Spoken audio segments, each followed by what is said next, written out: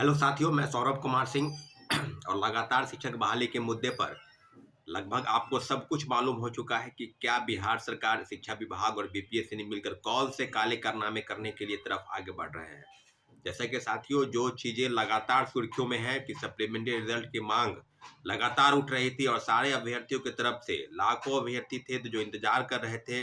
सैकड़ों अभ्यर्थियों का रिजल्ट बन चुका था, लेकिन बाद में क्या हुआ, काफी चीजें बदली गई। फिर जो कट ऑफ घटाया गया, उसके बाद जो है रिजल्ट निकाला गया। तो प्रथम फेज की बहाली को लेकर जो चीजें अब जो सामने आ रही है कि सप्लीमेंट्री रिजल्ट की जो तैयारी है लगभग पूरी हो चुकी है और आज रिजल्ट निकालने की कवायद जो है वो शुरू होगी। दोपहर बाद, शाम बाद, यानी जो भी चीजें हैं, आज एनी हाउ रिजल्ट जो है पब्लिश हो जाएगा साथियों।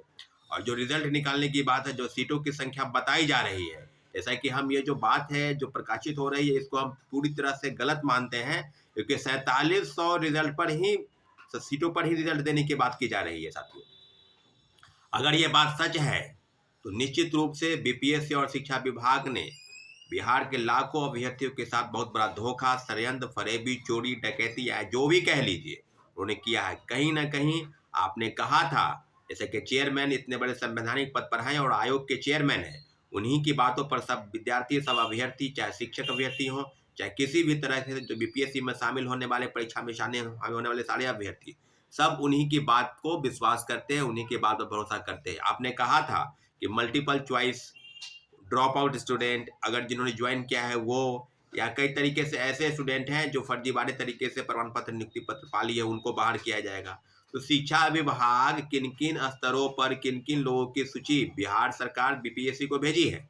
अगर ये बात सच है कि 4700 पद, तो ये तो पहले से ही जो था कि ड्रॉप आउट स्टूडेंट, मल्टीपल वाले, जो मल्टीपल वाले एक से ज्यादा, जैसे किसी का रिजल्ट अगर पीजीटी में हो गया है और फिर उसी का रिजल्ट पीआरटी में हो गया या टीजीटी में हुआ, तो फिर कहीं एक ही जगह उनकी रिजल्ट होनी चाहिए। तो इन सब चीजों पर वो स्टूडेंट को वो डिस्क्वालीफाई नहीं, यानी एक ही जगह सेलेक्ट करेंगे, तो जो पद बाकी है उसको जो है वो जोड़ रहे हैं। तो अगर अब लगभग 4700 के आसपास ही रिजल्ट अगर आने की बात की जा रही है साथियों, तो निश्चित रूप से हम उसका खुलकर विरोध करेंगे। पूरा शिक्षक अभ्यर्थी उसका खुलकर विरोध करेगा, क्योंकि किसी भी सूरत हाल में यह छात्रों को बर्दाश्त नहीं है। अब जो बातें हो रही है कि आज ही रिजल्ट आ जाएगा कई मामलों में, तो आज आपको बता दें कि आज एक महत्वपूर्ण बैठक गांधी मूर्ति, गांधी मैदान में सुबह 10 बजे बुलाई गई है। और सारे अभ्यर्थियों से हम लगातार आपको बता रहे हैं कि ये कोई वीडियो देखने की बात नहीं है कि आप वीडियो देख लीजिए, क्या होगा आगे, क्या होने वाला है, सब चीज़ों पर आप अपनी राय देंगे, कमेंट करेंगे। लेकिन इतना जरूर है कि कल रात से इस बात की पुष्टि हो रही है कि रिजल्ट एनी हाउ आज पब्लिश हो जाएगा और मात्र 4700 पद पर ही रिजल्ट निकलेगा। तो साथियों, काफी गंभीरता से विचार करने की जरूरत है। इसलिए आज पुनः आपसे हम आग्रह करते हैं कि भारी से भारी संख्या में गांधी मूर्ति, गांधी मैदान के पास आइए और इस बैठक के माध्यम से हम सरकार के पास सूचित करेंगे कि अभ्यर्थियों के साथ बहुत बड़ा धोखा और षड्यंत्र चल रहा है। वो षड्यंत्र बीपीएससी कर रही है, वो षड्यंत्र शिक्षा विभाग कर रही है, क्योंकि सीटों का जो देना है, अगर सीटों की रिक्ति जो सूची है, रिक्त पदों की सूची है, वो बीपीएससी को कितनी भेजी गई, क्योंकि 4700 पद वाली जो बात है ये आज नहीं, लगभग 15 दिन 20 दिन पहले ही भेजी गई थी। तो अभी जो चीजें हैं कि लगभग 92,000 के आसपास ही लोग ज्वाइन किए हैं। तो निश्चित रूप से 1,20,000 पद पर अगर वैकेंसी की बात सरकार बीपीएससी कर रही है, तो उसमें से 28,000 पद अभी भी खाली है। जैसा कि सबको पता है कि तीसरे फेज की बहाली की प्रक्रिया अगस्त महीने में शुरू होगी। अब इनका ये भी कहना है कि जो पद बाकी रहेंगे उसको हम उसमें जोड़ देंगे। तो सारी चीज़ों पर अब चीज़ें बिल्कुल स्पष्ट हो गई है कि बीपीएससी और शिक्षा विभाग ने मिलकर, अगर ये बात सच है तब हम इस बात की पुष्टि नहीं करते हैं, इस बात को हम सच नहीं मानते हैं, क्योंकि अभ्यर्थियों के साथ अगर ये बात सच है तो निश्चित रूप से अभ्यर्थियों के साथ बिल्कुल गलत हो रहा है। तो सारी चीज़ों पर अब जो लड़ाई है वो बीपीएससी और शिक्षा विभाग के बीच की लड़ाई नहीं है। अब सीधे सीधे बात यह है कि छात्रों के साथ धोखा हुआ है, तो लड़ाई बीपीएससी लड़े या शिक्षा विभाग लड़े, लेकिन लड़ना पड़ेगा उनको, छात्रों से लड़ना पड़ेगा। निश्चित रूप से हम एकजुट हैं और अपनी सारी मांग को लेकर, चाहे वो प्रेस के माध्यम से हो, सरकार तक पहुंचाने का हम लोगों ने प्रयास किया, लेकिन एक अभ्यर्थियों की बात नहीं सुनी गई। सप्लीमेंट्री रिजल्ट को लेकर जो भी तैयारी बिहार सरकार, शिक्षा विभाग कर रही है, उन सारी चीजों पर आपत्ति होगी अगर 4700 ही रिजल्ट आता है तब।